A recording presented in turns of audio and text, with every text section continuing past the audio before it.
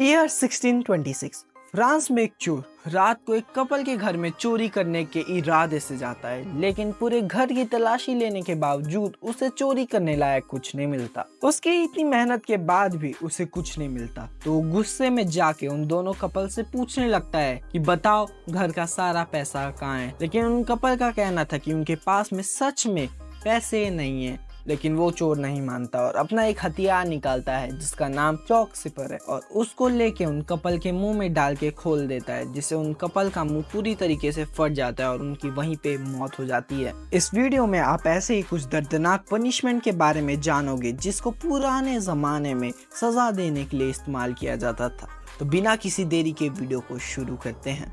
The brazen bull. इस सजा के बारे में आपने पहले कभी ना कभी तो सुना ही होगा।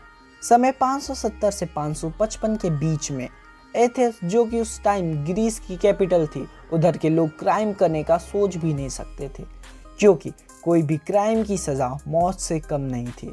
उधर सबसे ज़्यादा एक पनिशमेंट से डरा जाता था, जिसमें अपराधी को जिंदा लेके एक मेटल के बुल के अंदर डाल देते थे।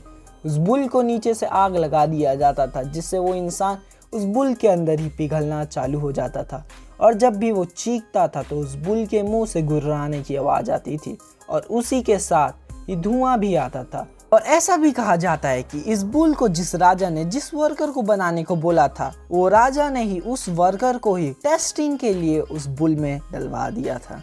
Death by swine. ये सजा जितनी सुनने में दर्दनाक है उतनी ही हकीकत में भी। इस सजा में अपराधी को सड़क के बीचों बीच नंगा करके उसके दोनों पैरों से उसको उल्टा लटका के एक आरी की मदद से तब तक काटते रहते थे जब तक वो आरी उसके पेट तक नहीं जाती, क्योंकि पेट को काटने के बाद अपराधी की मौत हो जाती थी ब्लड लॉस की वजह से। ये सारी सजा तो कुछ भी नहीं है, इससे भी खतरनाक सजा दी जाती थी, जिसको कि हम पार्ट 2 में कवर करेंगे।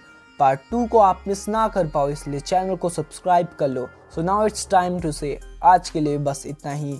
मिलते हैं नेक्स्ट वीडियो में।